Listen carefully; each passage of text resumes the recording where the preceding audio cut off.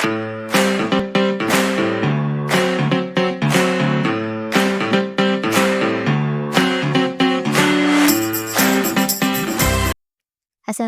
warahmatullahi wabarakatuh. Hai teman pemilih, Ise kabar taka? Selamat datang di podcast KPU Kabupaten Pasir Diskusi Duduk Santai Bahas Kisah Demokrasi. Bersama saya, Dina, host yang akan menemani podcast KPU Kabupaten Pasir pada hari ini. Nah, tema podcast KPU Kabupaten Pasir hari ini ialah tentang penguatan kelembagaan. Terkait materi ini, kami sudah mengundang salah seorang narasumber yang sangat capable terkait bidang ini.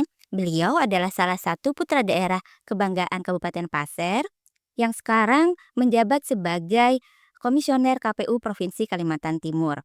Kita sapa dulu aja ya langsung ya teman pemilih. Selamat datang Bapak Abdul Qayyum Rashid.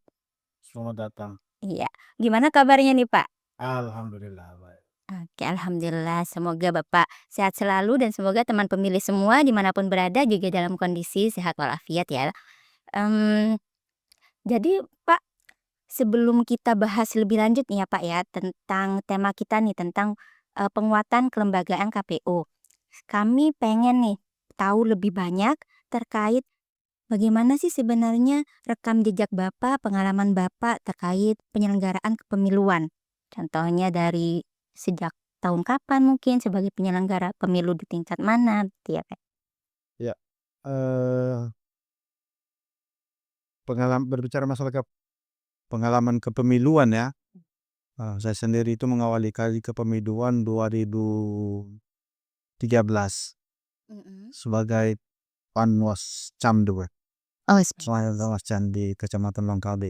iya. Ini Kecamatan Longkali. Kebetulan juga Kecamatan Longkali kan daerah kelahiran saya di Desa Petiku. Ya, Desa Petiku. Saya jadi Panwas Cam di sana 2013,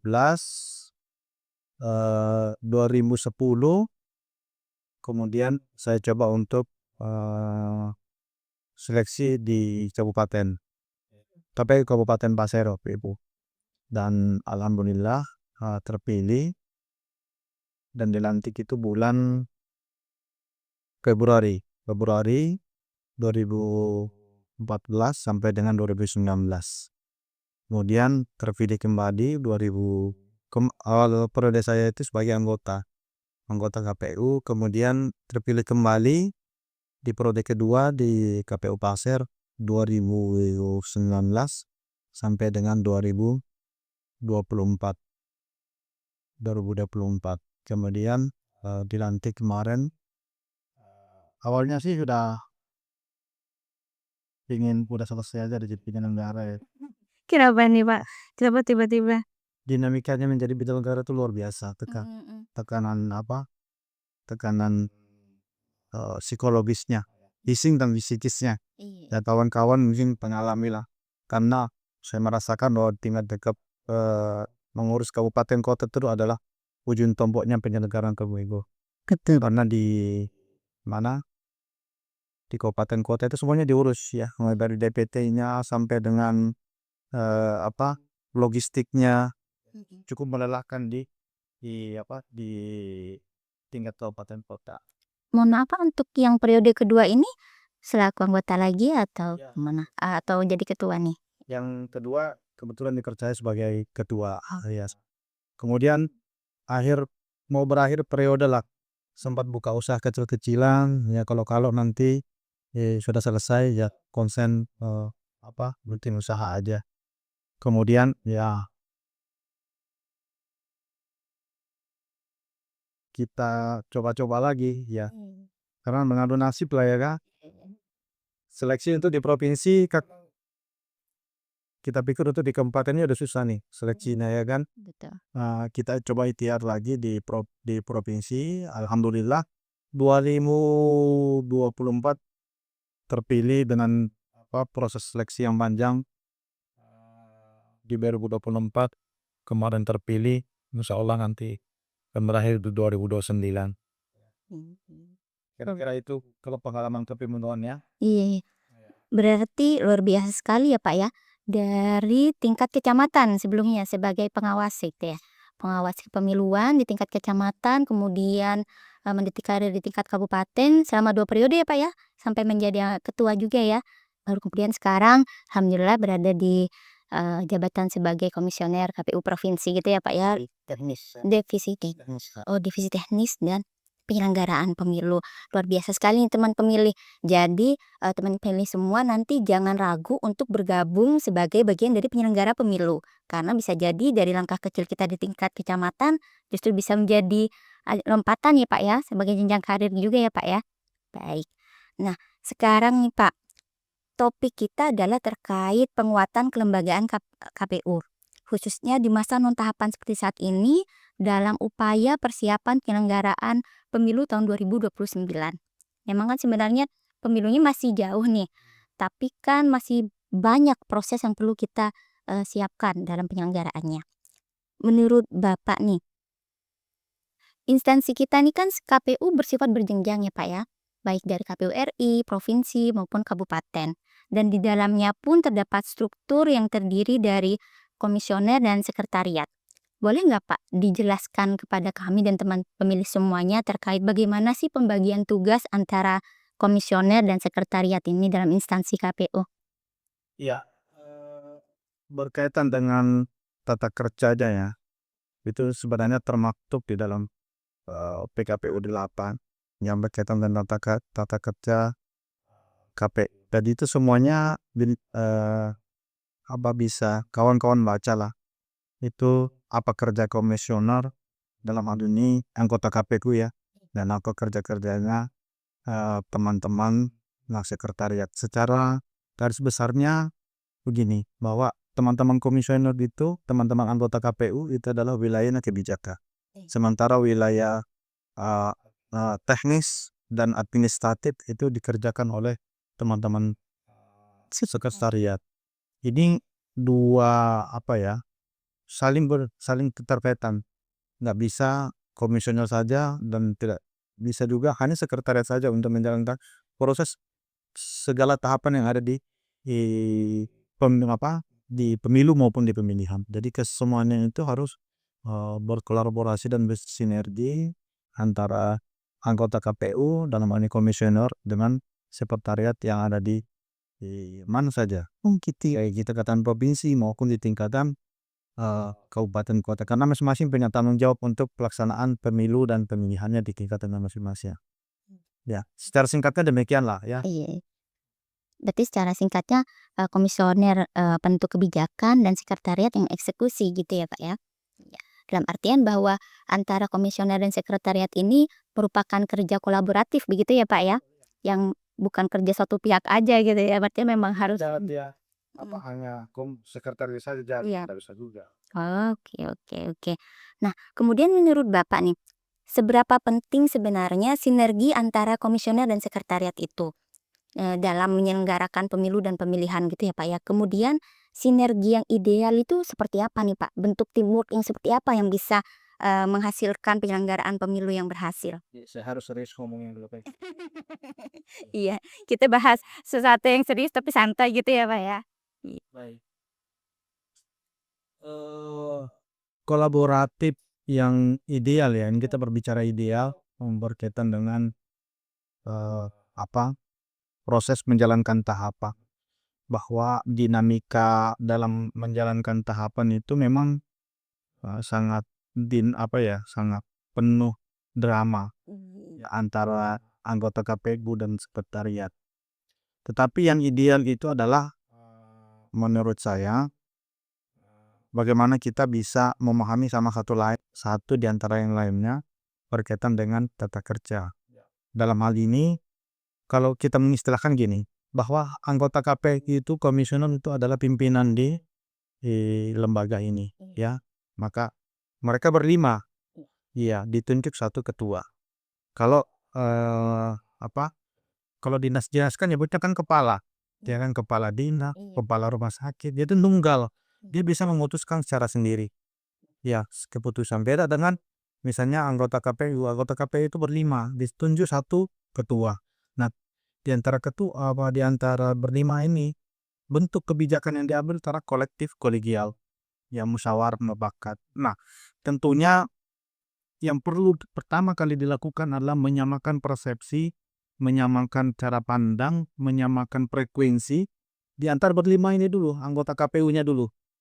Iya, kalau sudah misalnya anggota KPU-nya sefrekuensi, satu satu visi dan satu misi dalam menjalankan tahapan, insya Allah itu mudah dan aman.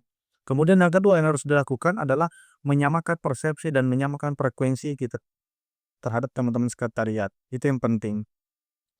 Agar semua tahapan dan semua keinginan atau semua keinginan yang sesuai dengan aturan ya, itu bisa dilaksanakan oleh teman-teman di teman-teman sekretariat. Itu yang menurut saya yang paling penting.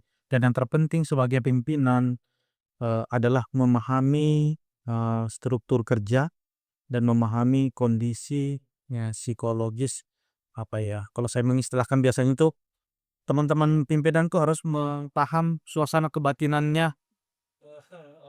Suasana karir itu ya, teman-teman sekretariat, bukan hanya teman-teman sekretariat, tetapi bisa memahami suasana kebatinannya teman-teman sekretariat, teman-teman komi, teman-teman partai politik. Itu yang menurut saya yang paling penting, karena ada kalanya kita cair ngobrol dengan teman-teman sekretariat, dengan teman-teman partai politik gitu ya.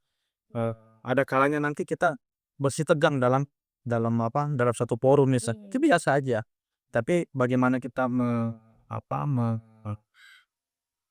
menanamkan bahwa ini adalah bagian dari proses yang harus kita lalui, dan adalah tahapan yang harus kita lalui, dan ini yang harus kita selesaikan. Dan tidak boleh seorang anggota KPU, seorang pimpinan itu tidak boleh menurut saya yang sifatnya emosional. Ya, harus tenang. Teman pimpinan itu tenang. Karena apa? Karena ketika kita misalnya dalam kondisi yang emosional, boleh jadi nanti kebijakan-kebijakan yang kita ambil itu, keputusan-keputusan yang kita ambil itu bukan berdasarkan pemikiran yang murni atau pemikiran yang jernih. Kira-kira begitu. Jadi memang harus manage-nya itu harus betul-betul sempurna lah, ngeramunya, kira-kira gitu. Berarti emang untuk membangun sinergitas itu tadi tuh ya Pak ya, menyamakan persepsi dan menyamakan frekuensi antara satu sama lain gitu ya Pak ya. Selama ini Pak, baik dari sebagai komisioner di tingkat kabupaten kota ataupun di tingkat provinsi, ada nggak nih yang paling berkesan, dalam membina sinergitas antara komisioner dan sekretariat? Ada nggak nih Pak? Apa nih yang paling teringat jelas, mungkin kenangan indah kah atau konflik itu bagaimana gitu? Ya, kebetulan memang kalau di saya orang yang kurang kurang lebih cenderung menghindari yang namanya konflik. Kalau bisa diatur dengan baik-baik, kenapa harus beributan singai orang kan?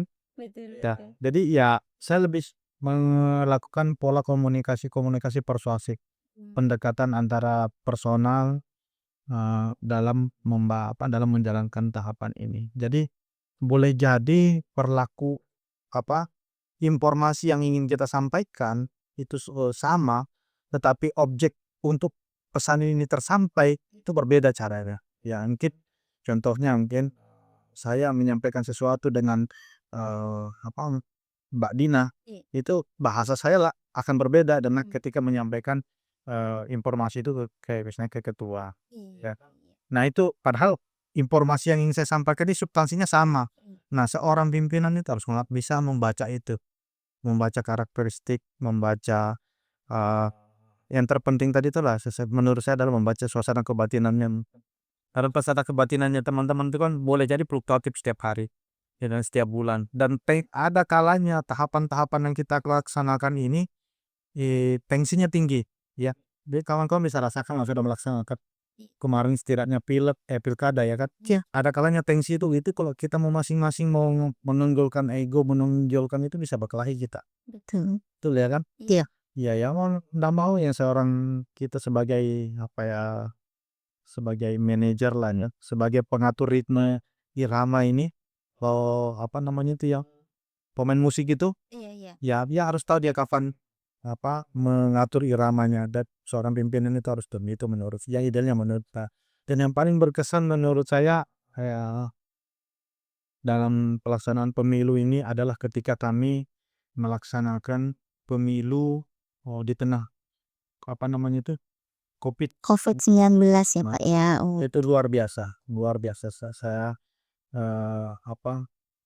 pengalaman yang sangat berkesan menurut saya pada saat saya melaksanakan tahapan itu, karena kita bukan hanya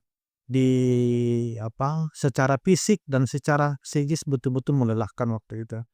Kita bukan hanya harus tunduk pada aturan main undang-undang yang mengatur tentang penyelenggaraan pemilu atau pemilu pada saat pemilihan pada saat itu, tetapi juga kita harus tunduk dan patuh terhadap undang-undang kesehatan. Itu luar biasa menurut saya, tenaga dan pikiran yang dibutuhkan pada saat menjalankan tahapan itu. Alhamdulillah ya, kesulitan teman-teman pada saat kami melaksanakan tahapan itu bisa kami lalui lah, bisa bisa bergandengan tangan untuk menyelesaikan tahapan. Luar biasa sekali ya Pak ya, karena kan dalam tahapan penyelenggaraan pemilu itu kan banyak sekali yang harus diselesaikan. Belum lagi menghadapi dinamikanya justru juga ditambah dengan berbagai macam batasan, tidak boleh harus physical distancing gitu ya Pak ya, harus pakai masker dan lain sebagainya ya.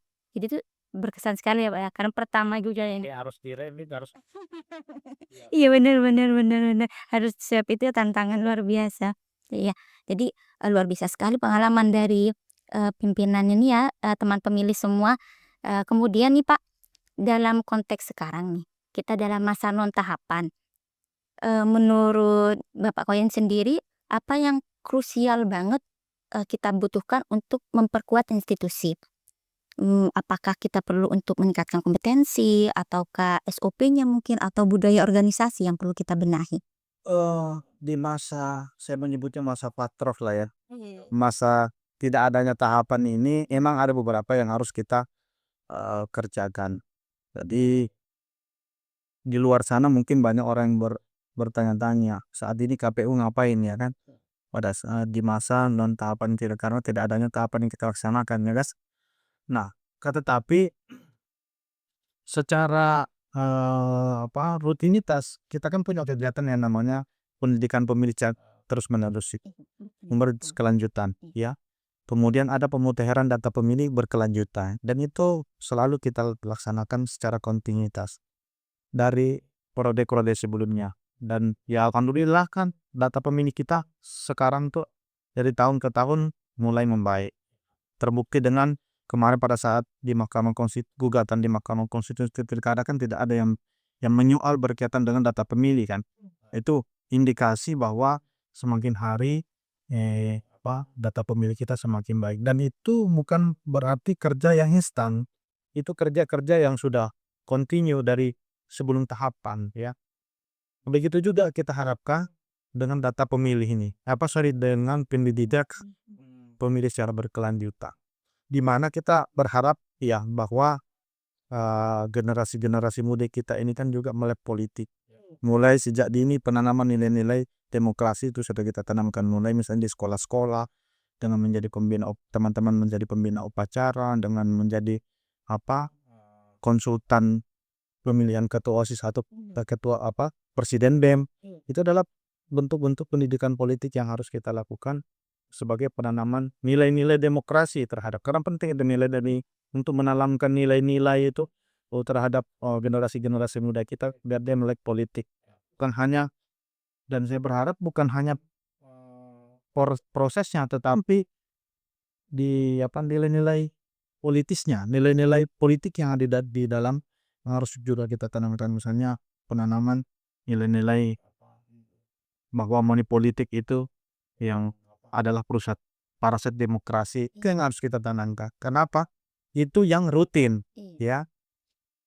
Di lain itu bahwa kita juga, kalau saya mengistilahkan itu, bahwa di tengah patroh ini, di tengah masa tenggang ini, masa tidak adanya tahapan ini, ada dua yang harus kita laksanakan.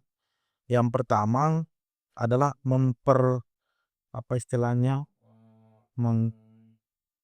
meningkatkan literasi demokrasi kita sebagai penyelenggara ya, sebagai penyelenggara. Teman-teman mungkin sering kita kan sudah mulai rutin tuh, dan saya berharapnya juga nanti kami sedang juga merancang di provinsi itu, nanti akan ada kajian tersendiri misalnya pengetahuan kepemiluan secara eksternal maupun internal. Pengetahuan kepemiluan ini mungkin dengan tata kerja kita, dengan PKPU yang berhubungan dengan peningkatan kapasitas di sekretariat kita dan komisioner kita, itu harus kita laksanakan di masa ini untuk menghadapi pemilu di 2029.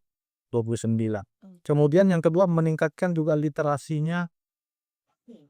demokrasinya pemilih, bukan hanya peserta, bukan hanya penyelenggara saja, tetapi juga pemilih juga harus tercerahkan dalam hal ini. Akan menjadi tugasnya teman-teman penyelenggara untuk melakukan sosialisasi, koordinasi dengan pemerintah terkait untuk melakukan pendidikan politik, pendidikan demokrasi terhadap generasi muda kita, kepada masyarakat kita, ya dunia kampus kita, kerjasama bila memungkinkan melakukan misalnya kerjasama dengan kampus, dengan organisasi, monggo. Itu silakan nanti dilaporkan ke KPU ke KPU provinsi.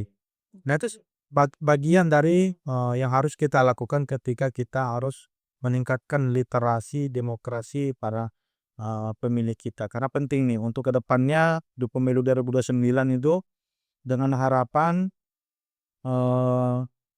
pemilu penyelenggaranya semakin cerdas dalam hal ini melaksanakan tugas-tugasnya, ya semakin berintegritas, kemudian pemilihnya semakin cerdas, dan harapan kita yang terpenting adalah bahwa nanti ke depannya itu peserta pemilihnya itu ya juga dihadirkan kepada kita ada orang-orang yang cerdas, sehingga nanti dari kesemuanya itu lahirlah nanti pemimpin-pemimpin yang berkualitas, untuk memang lahirnya dari rahim demokrasi yang berkualitas. Dan ini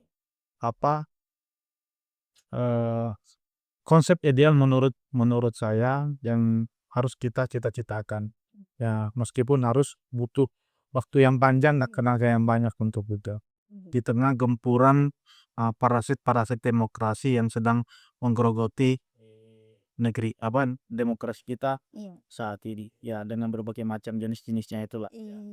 Berarti memang harus keseluruhan sistem yang harus kita benahi ya Pak ya, tidak hanya di penyelenggara, tapi di pihak pemilih pun juga harus kita benahi bersama. Pesertanya juga, baik. Oke.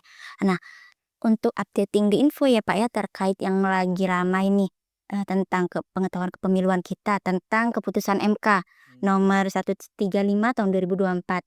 Jadi kan kedepannya pemilu kita akan dipisah nih dengan sebutan pemilu lokal dan pemilu nasional. Nah, menurut Bapak apa yang perlu kita siapkan nih dari perspektif kabupaten kota? Apa yang perlu kita siapkan untuk menyelenggarakan pemilu lokal dan nasional tersebut? Memang kajian atau diskusi pasca putusan Mahkamah Konstitusi tersebut, adanya pemisahan pemilu nasional, pemilu lokal ini banyak ruang-ruang diskusi yang terbentuk dan tercipta, baik yang daring maupun luring, ya guys.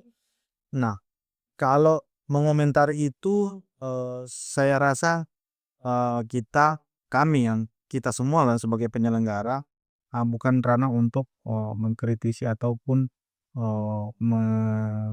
apa istilahnya, menyoalkan terkait putusan tersebut, bahwa segala putusan nantinya, bahwa undang-undang ini kan info nih, bahwa ke depan itu kan undang-undang pemilu akan di 2026 ini akan dibahas.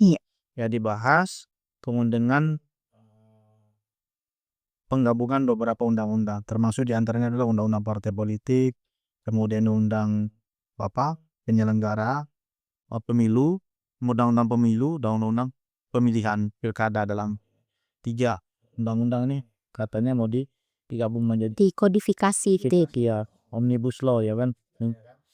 Nah, tentunya itu adalah hak prerogatifnya regulator lah, bahwa kita sebagai penyelenggara dalam hal ini, kembali lagi yang saya katakan tadi, atau mempersiapkan diri kita, memantaskan diri kita, upgrading diri untuk menghadapi pemilu di 2029.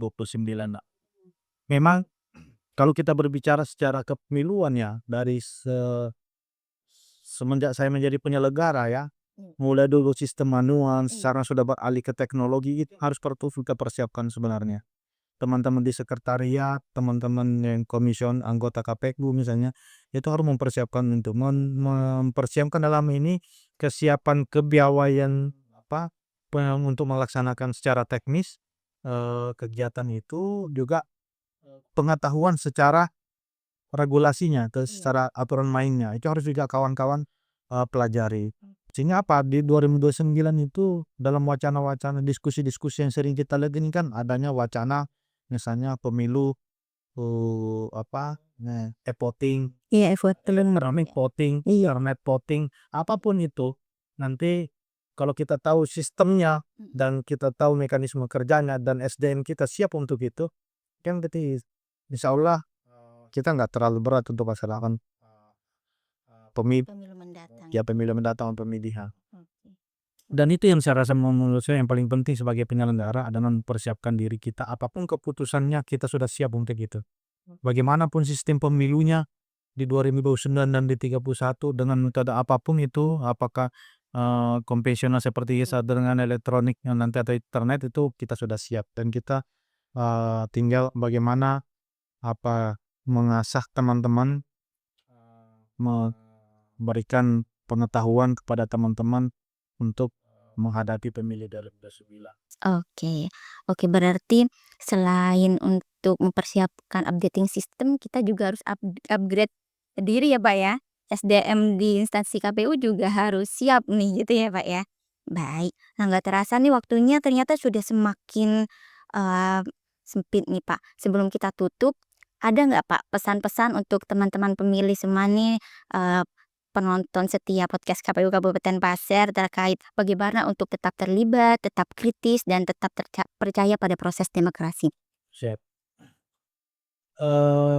Begini, bahwa kesadaran kita terhadap proses demokrasi itu bukan serta-merta pada saat kita hanya Hadir. dihadir ketika memberikan suara di TPS. Tapi ada proses panjang yang tahapan yang dilalui, termasuk kegiatan-kegiatan yang sifatnya non tahapan gitu ya.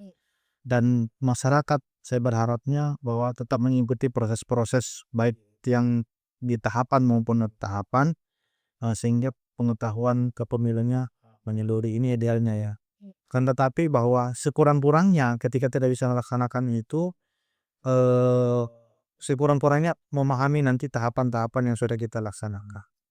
Jangan kemudian keterlibatan dengan cueknya kita, dengan cueknya para pemilih kita itu, justru memberikan dampak ya, dampak dalam hal ini di kemudian hari. Dampaknya apa? Misalnya sering kita mendapatkan orang-orang, teman-teman itu sudah melaksanakan misalnya pemoteran data pemilih, ya kan? Ada pindah memilih namanya PIS ya, bahkan pindah ke luar negeri, itu kan sekarang bisa dideteksi semuanya dengan sistem data pemilih kita ya. Iya, pindah memilih antara ada istilahnya tabrak data ya. Ya, kan. Tabrak data itu bisa antara provinsi dengan kabupaten kota. Nah, itu proses itu kalau juga pemilih harus tahu gitu. Sehingga nanti ketika di tahapan pemuntaran data pemilih, bagi kita semua sudah bisa, data kita sudah rapi, dan tidak jarang kita itu kita mendapatkan dari pemilu ke pemilu, dari pemilihan ke pemilihan, menurut saya banyak orang itu butuh data pemilih itu ketika dia mau datang ke TPS. Ya, Riko. Karena baku utamanya bagi seorang penyelenggara pemilih itu adalah di data pemilih. Karena saya menentukan itu adalah paspor atau tiket untuk masuk ke bilik suara. Dan itu pemilih itu harus sadar. Selain itu juga tadi bahwa dia juga harus memperkaya literasinya dalam berdemokrasi. Oke, terima kasih banyak, Pak Qoyim. Semoga pesan dari Pak Qoyim tadi dapat menguatkan kesadaran, teman-teman pemilih semua untuk terus berpartisipasi secara aktif dalam, pelaksanaan penyelenggaraan kepemiluan di masa mendatang. Mungkin demikian podcast kita pada hari ini, Pak Poin. Terima kasih banyak iya. Ini nggak terasa udah 30 menitan lebih nih, Pak. Ini kayaknya kalau kita lanjutin lagi bisa makin lama itu, Pak. Mungkin kita akan jadwalkan lagi ya, Pak, yang ngobrol-ngobrol serunya, mungkin dengan suasana yang berbeda lagi. Terima kasih banyak Pak Koyim ya atas kedatangannya hari ini. Terima kasih sudah hadir, sudah sharing knowledge dan berbagai macam insight-nya. Semoga dapat menambah wawasan terkait penyelenggaraan kepemiluan bagi teman pemilih semuanya. Sebagai penutup, sebagaimana falsafah masyarakat Pasir, "Olomanin asebuan sialondo, hari asok harus lebih baik dari hari ini." Jangan lupa like, comment, share, dan subscribe podcast KPU Pasir. Sampai jumpa di episode berikutnya. Bye. Wassalamualaikum warahmatullahi wabarakatuh.